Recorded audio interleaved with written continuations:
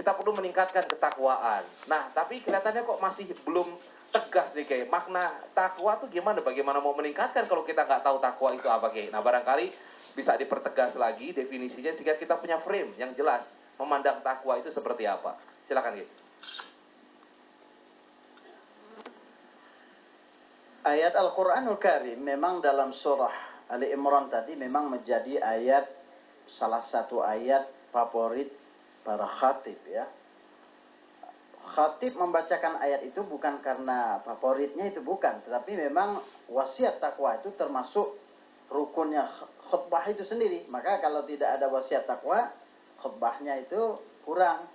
Kalau udah kurang, Jumatnya juga tidak sempurna. Jangankan itu, sedikit cuplikan tentang Jumat itu, orang baru berkata-kata oleh Nabi SAW itu termasuk lalai. Dan lalai di sini bisa membatalkan Jumatnya itu. Wa man lagha fala jum'atallah. Jadi kelalaian itu bisa membatalkan Jumat.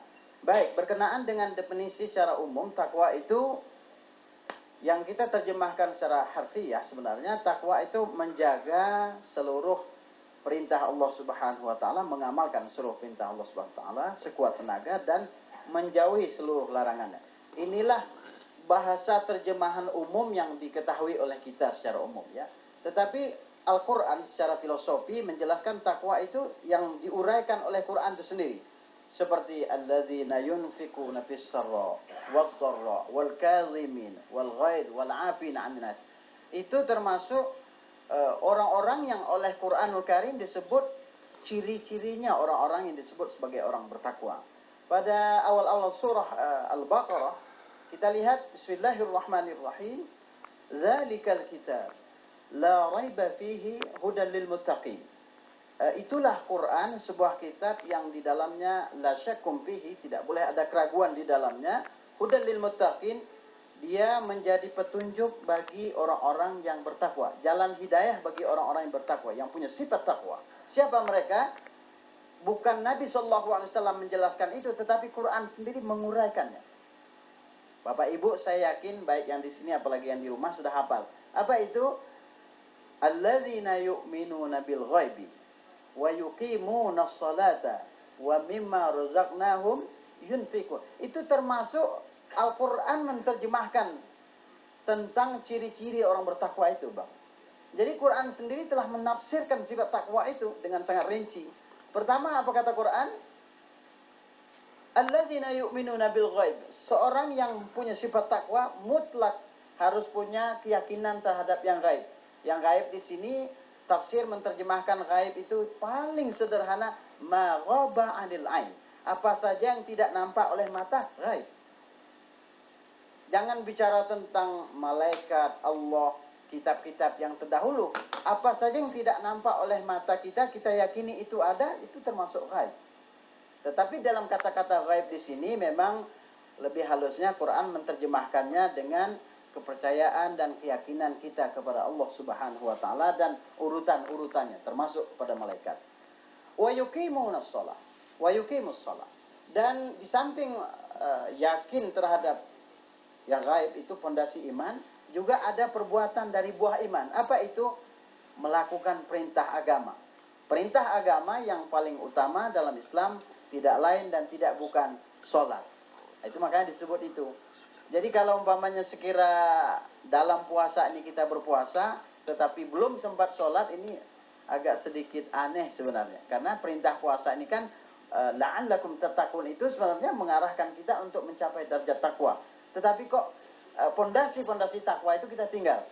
Puasa, kalau bahasa kami orang Melayu, puasa, tapi tidak semayang. Puasa tapi tidak semayang, tidak sholat. Ini satu kerugian yang besar, karena sungguhnya bagaimanapun takwa itu mempunyai urutan-urutan. Dan perintah Allah ini Bapak Ibu, ini banyak ulama-ulama di depan kita, orang-orang tua kita, para ustaz-ustazah. Perintah Allah itu tidak bisa berdiri sendiri. Dia ada kaitannya. Macam kita berpuasa, puasa itu juga tidak berdiri sendiri. Ada perintah yang bersamanya. Ada sunnah dalam berpuasa. Seperti tadi kita makan sahur, atau yang sedang makan sahur. Itu adalah kaitan yang mengantarkan untuk sempurnanya sebuah perintah. Kalau orang sekedar berpuasa tanpa mengikuti tertib, rukun ataupun ahkam siam, hukum-hukum puasa itu, maka puasanya kurang sempurna. Begitu juga dengan takwa yang diterjemahkan oleh Quran Karim. Takwa Allah inginkan kita menjadikan dia sebagai bekal dalam kehidupan. Baik kehidupan sekarang, baik kehidupan nanti tua, baik kehidupan nanti di alam kubur. Apalagi nanti kita tahu bahwa ketika orang diseru, bahkan Quran dalam surah Az-Zumar menyebut bukan diseru tapi dihalau untuk masuk surga. Itu orang-orang itu berkumpul bersama-sama dengan jamaahnya. Tadi sudah dijelaskan di sini kelihatan seperti jamaah orang ahli-ahli beriman, ahli-ahli ibadah. Kenapa? Karena memang makmur. Dan itu tidak bisa kita buat-buat. Kita pakai bedak atau tidak bisa, itu wajah muka itu memang asli, semula jadi. Maka kata Quran Karim, wasiqal ladzina taqaw rabbahum ilal jannati zumaro. Nanti pada hari kiamat itu orang-orang yang ahli takwa itu akan diseru, akan dipersilakan masuk ke dalam surga itu secara bersama-sama. Takwa lagi. Walaupun takwa ini sebenarnya tidak berkaitan dengan sebuah bangsa. Kita tak bisa bilang bahwa bangsa A ahli takwa, bangsa B kurang takwanya, atau orang yang ahli bahasa Jepang tinggi takwanya, orang ahli bahasa Sunda sekian takwa. Tidak bisa. Takwa itu tidak berkaitan sama sekali tentang bahasa, suku, bangsa. Maka kembali kepada ayat bahasan pertama dalam surah Al-Hujurat, ya ayuhan nas inna khalaqnakum min zakari wa unsa wa ja'alnakum syu'uban wa qabaila lita'arafu inna akramakum indallahi atqakum. Semua jenis manusia digabung, laki perempuan. Semua jenis asal keturunan dari suku bangsa apa digabung dan diaduk menjadi satu. Tetapi pemisah di antara kesemuanya, makom tertingginya atqakum, siapa yang paling bertakwa di antara kamu. Inilah di mana Quran mengisyaratkan kepada kita di bulan yang penuh berkah ini ada sebuah perintah yang akhir dari perintah itu Allah menginginkan kita untuk menjadi orang-orang yang bertakwa. Iya, subhanallah. Nah, Bapak Ibu sekalian, saudara pemirsa yang berada di rumah, tadi setelah apa yang Kiai sampaikan bahwa definisi takwa itu secara sederhana adalah menjalankan perintah Allah dan juga menjauhi larangannya. Nah, kalau bicara mengenai perintah, saya mau tanya ya Bapak nih, Pak, kalau seandainya Bapak pergi keluar kota, terus kemudian Ibu nih, Pak tolong dong beliin oleh-oleh, apa mah? Beliin tas, beliin sepatu. Bapak kalau hanya sekedar mendengarkan perintah Pak, misalkan nggak pakai perasaan dan hati, pasti nitip ke orang, Mas tolong beliin sepatu sama tas. Yang mana Pak? Terserah aja deh katanya.